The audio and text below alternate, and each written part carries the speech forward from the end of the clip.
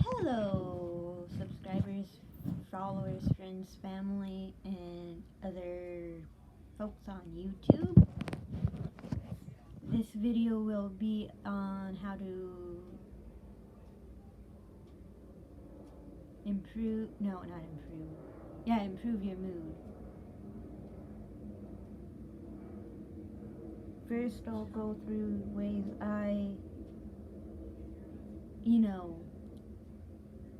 how I can stay so bright and bubbly, happy, however you want to describe me.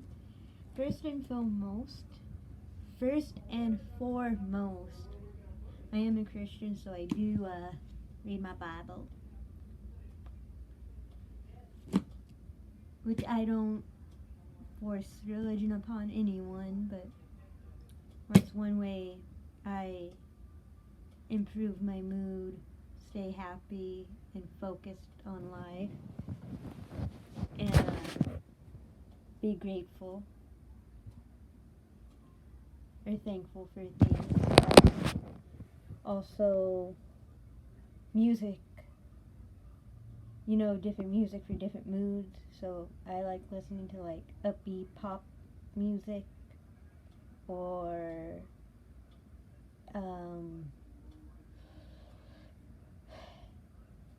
wouldn't call it Christian, I'd call it inspirational songs. So that could come from any genre: pop, rock, hip hop,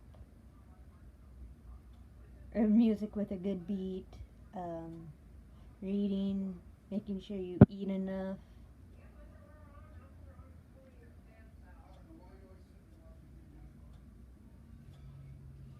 And make sure you're eating enough, but eating enough of the correct stuff. Don't just gorge yourself on fast food or fried food or ice cream or chips.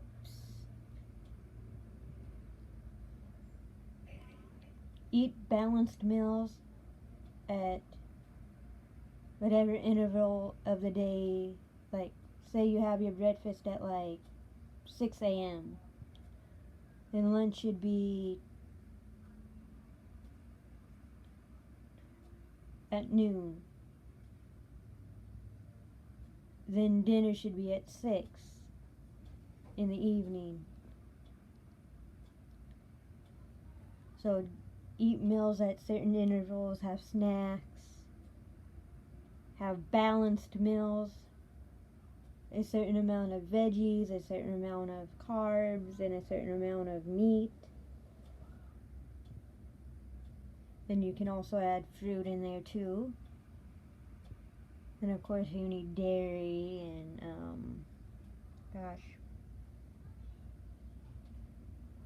I'm trying to remember the food pyramid.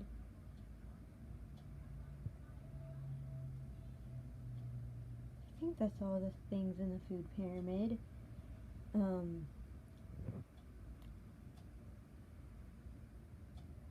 And you can also find other drinks you like. Like, it doesn't always have to just be water. You could do juices, teas, but you should stay away from soda as much as possible.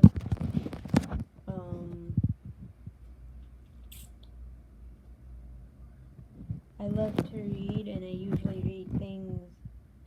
Yes, some books sometimes are a little bit more, get you in the feels, especially certain books, like the Book Thief and stuff that have to do with war and famine and things like that will hit you hard with sadness. But I like more books along the lines of like Harry Potter, the Roald Dahl books. But I mean, I haven't read the Roald Dahl books, but Roald Dahl books.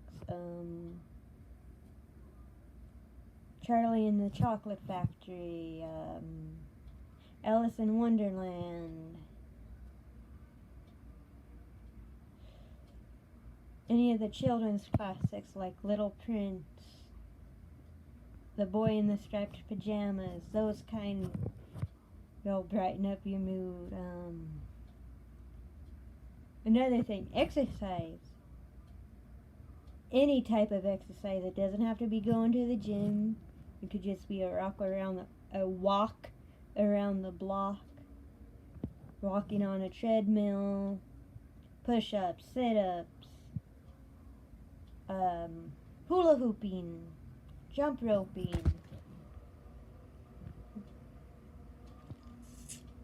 dancing, swimming.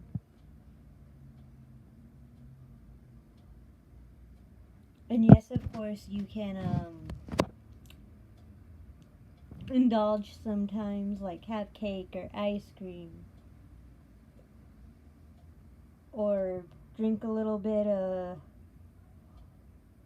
beer, wine, or alcoholic beverages if you're 21 or over in the U.S., in most states in the U.S. Some 18, but mostly 21.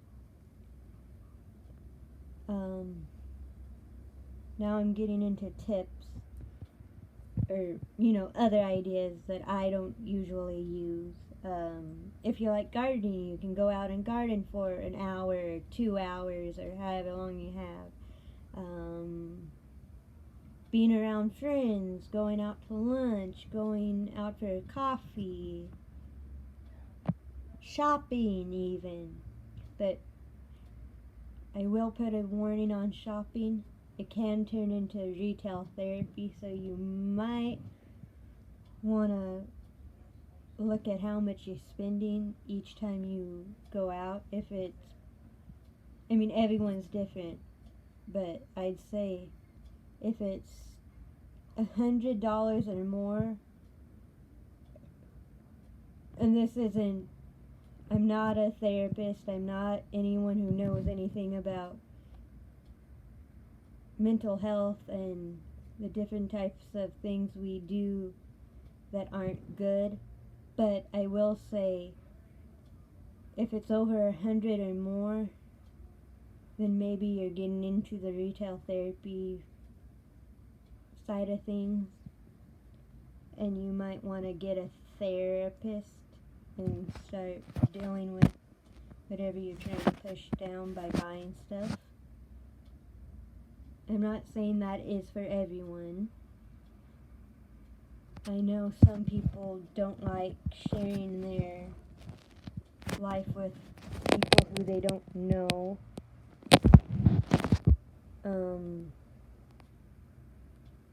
But therapy is always a good decision if you think it'll work for you. Also, watching a funny movie, or if you have I can't think of what it's actually called, like DirecTV, Time Warner Cable, HughesNet, any of those type of things that have the other more, like Nickelodeon, Disney Channel, those channels, and you can afford is a key word here. If you can afford to buy the extra pack that has the movie channels on it, every so often watch a movie, a funny movie, an uplifting movie. Also uplifting books, like I was saying, and they don't have to be fiction, I think, is the one that isn't real fantasy. It doesn't have to be like that. It can be a self-help book. It could be a memoir of someone you look up to. It could just be going to get your nails done or your hair done, or to a spa for a relaxing day, a massage, your hair, your nails, a facial. If you live by the beach, go down for a walk by the beach, spend some time in the sand. You don't have to go in the water or to the sand if you don't want to. Find foods that you enjoy and keep those in your house. That's another way to stay more bright and alert and happy. And to build your not so much self-esteem, but build the voice inside your head that is not demanding and, like downright evil kind of, that is telling you different things like, oh, you don't look good, you're too thin, you're too fat, you're too this, you're too that, you're not good enough, you're not a good enough student, you're not a good enough daughter, you're not a good enough whatever you are. To change that voice. Another good thing is to write down 3 things, or as many as you can think of, but most people say 3 things you are thankful for. I don't do that often, but sometimes I do, and it does help, because you can realize that you do have good things in your life, even though it might be a hard time for you.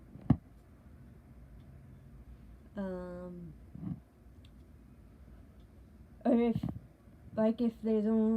it's you, say you live with friends, or you're married and it's only you and your husband and a child, or you and your friends sharing a house,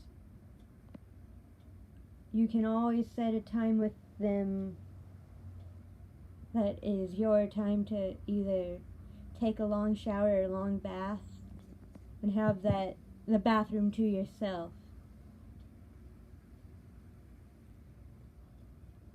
So you can just unwind and have some time alone. If you believe in God, you can pray. You can bring your Bible in there and read your Bible. If you're really, really, really good with electronics, like you've never broken anything or dropped anything into the water or anything like that, you could bring your phone or tablet in and have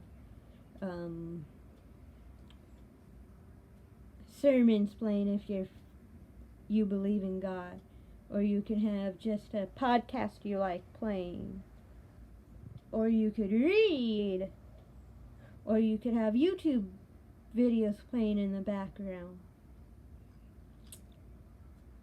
Or if you like makeup, you can, if you haven't already done your makeup for the day, you can do your makeup and do like happy colors, like yellows and oranges and reds and pinks and purples and, the bright colors. Not so much like black and gray and brown, the more neutral kind of what most people would probably call emo colors, because of back in the day, the emo kids would wear the black eyeliner, and some of the females might have had black eyeshadow or gray eyeshadow or darker eyeshadows.